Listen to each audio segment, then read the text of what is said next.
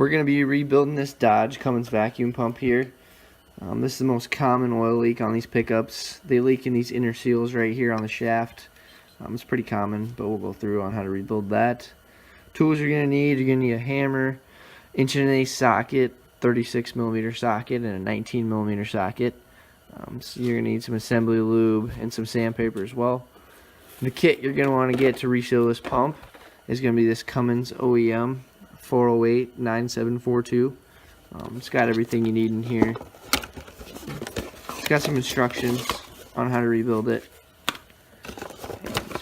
You got your pump to case gasket in here, and then you got all your inner seals in here as well.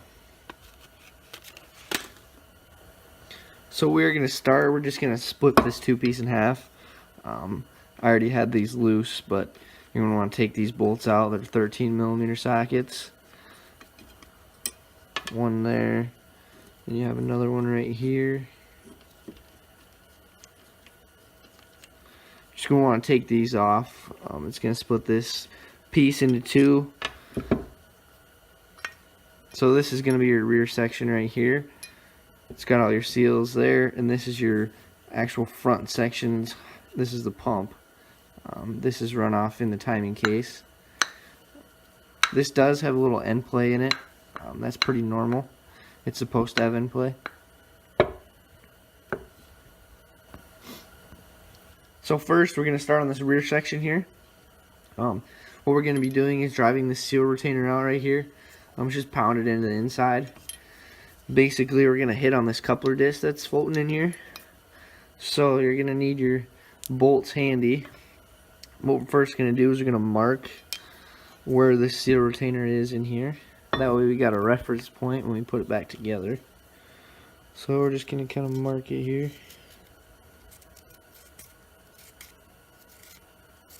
So that's all marked. Next, what we want to do is we're going to put these bolts in here. You can see it's not flush. You can see this one's lower than that one. So what we're going to do is put these bolts in here. That way, when we set it down on the table here, it's going to be flush. Next, you're going to want to grab your 19mm socket. We're just going to put that on the coupler disc.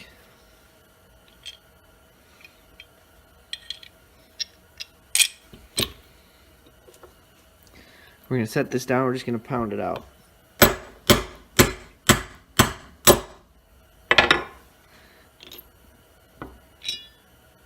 So as you can see, this coupler disc was on the top, and now we have our seal retainer. And here's the two seals we'll be placing, this inner one and this outer O-ring. What you're going to want to do as soon as you take this out, just flip this whole rear section, flip it up, just put that disc in there. You're going to want that in because if you put this in before that, and it's really hard to get this back out. So next what we're going to do is we're going to take these seals out of here. You can just grab a little screwdriver and we can pop this O-ring out. Next what we're going to want to do is we're going to pound this inner seal out. Just flip it over like this. This is what was facing up when we first took it apart. And this is kind of how we pounded it down. So we're going to flip it over like this. And we're going to take another socket here. Get a 15/16 socket. It fits real nice in there like that. Just basically we're going to pound the seal out. It should just pop out of there. So this is a seal that always goes bad. Basically it just shaft rides on here, so after a while it'll get really wore out. What you're going to want to do is kind of just clean this out, because we're going to want to put this new seal in dry. You don't want to put it in with any grease or anything. So you're going to want to get your two seals out of your kit. First we can put this inner one in. What you want to do is put it in the same way it came out. So basically this is a spring side. I don't know if you can see it, but there's a little spring in there. So basically it's going to go towards the oil. This flat side, this is kind of that seal stop. So this flat side is going to go towards that. So we're going to do that. Just kind of get it started. Make sure it's nice and even. And you're going to take your 1.1/8" socket here. We're just going to kind of lightly tap on it.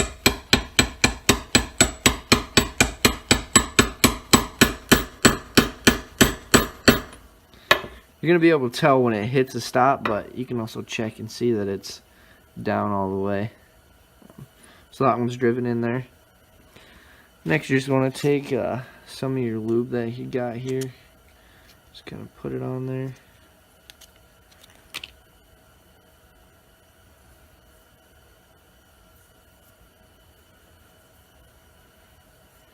Then we can just slide this O-ring over there.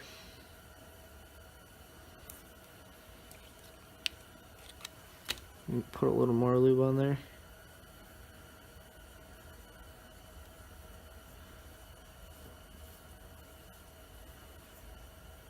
And that section is all finished up.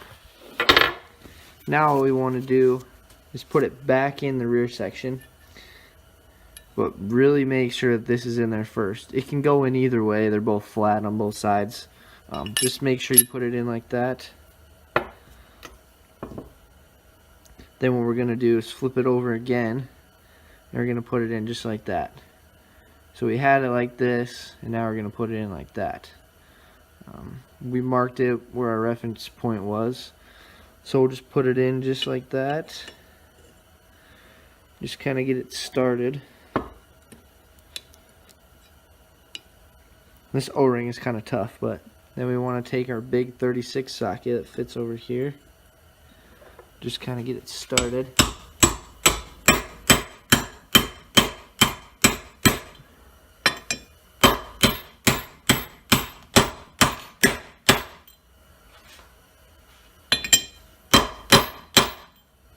So now we're all the way down from where we were. As you can see, that's in there and that's good. It's supposed to be like that. And we're down all the way from where our mark was, so we're perfect there. Now this section is all done and we can get it out of the way. Next, what we want to do is we want to take our front section here. Basically, it's got these vanes in here, so when this pump is spinning, the force is going to push these vanes out basically and seal up against here, and that's what creates your vacuum. So we want to just take these out of here.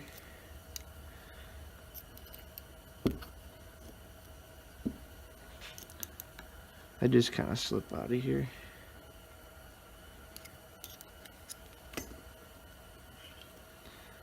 You can tell when you put them back in which way they went. You can see the curve is there, so it's obviously going to go back where it meets up with the curvature here. So you're going to want to take all these vanes out, and then I'll show you what to do next. You can get new vanes, but it's not really worth getting new vanes because they don't really go bad. Basically what happens is the diesel fuel mixes in with these, and it makes them kind of sticky. So that's why I have our sandpaper here. What we're going to do is just kind of sand them lightly. That way when we put them back in, they're just going to be nice and smooth. So just kind of wipe them off. Just kind of wipe them all down. Get them all clean.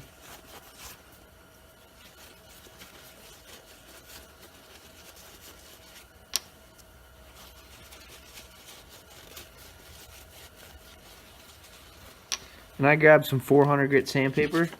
300, 400 would work. Just want to kind of go around that range. I'm just kind of lightly sand just the sides here. Just kind of makes them smooth again.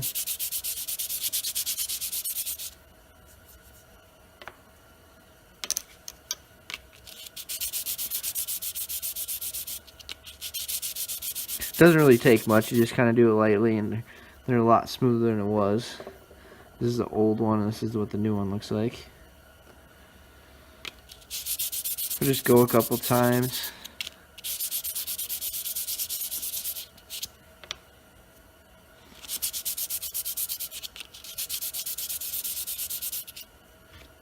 Then those are all done.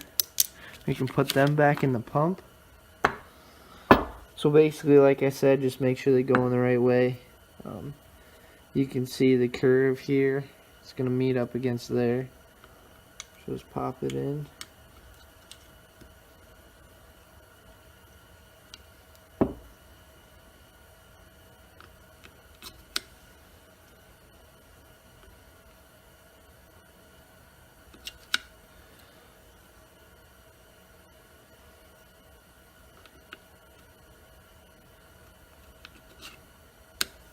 So you just kind of want to double check and see if they're the right way. You can just kind of spin it and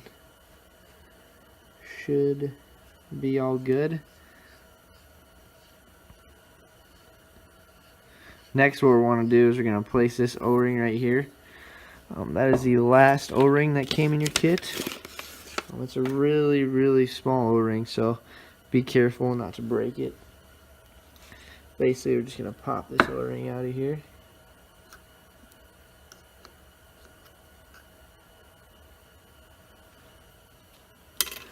Then just kind of wipe this down a little bit.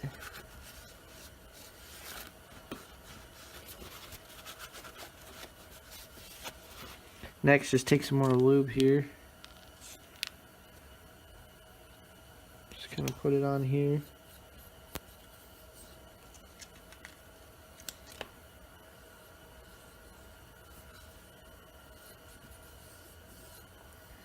You can really use any grease. This is just grease that I had laying around, so I figured I'd use it. But you can use just regular grease. Now we're just going to want to put this O-ring in here. This grease just kind of helps get that O-ring to stick and seal in there. It's a really small O-ring, so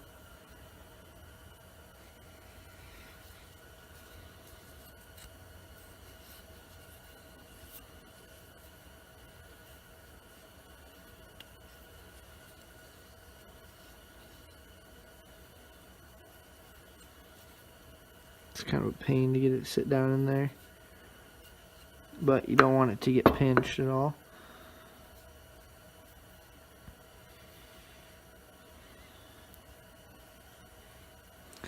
So now you can just put a little more grease on the top of it.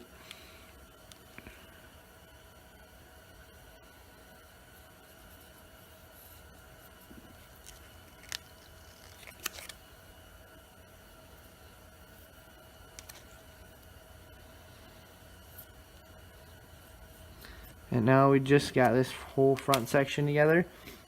Now we can put the two sections back together. So you're going to want to get your two sections here.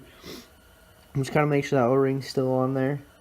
What we're going to do is there's a dowel pin on here. If you can see there. It'll line up fairly easy. You can tell when it's lined up. So we need to get these dog ears lined up with this coupler disc. So basically just kind of set it on the shaft. You can kind of spin it around when you got it on here.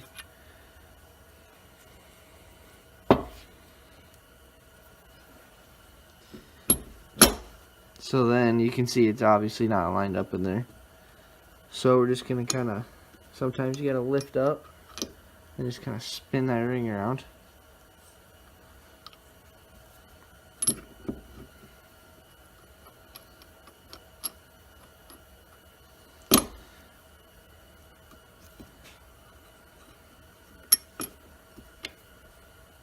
And it should just sit down just like that. You can see it's all lined up. It's nice and flush. Coupler disc is lined up. Now you can just go ahead and stick your two bolts back in. And you can put the case back together. And now it is fully rebuilt, and we will soon put it back on the engine. After we got the pump all put together, this is what it looks like back on the engine. As you can see it right here, this is all mounted up. I already had the timing cover off, but basically it just connects to this gear here. It's just these two bolts. That other gasket I was talking about goes between the pump and the case. As you can see, it's just kind of right in there. But that's basically it. That's the pump all put together back on the engine. The power steering pump would be right here, but I don't have it on. But that's what it all looks like when it's all finished.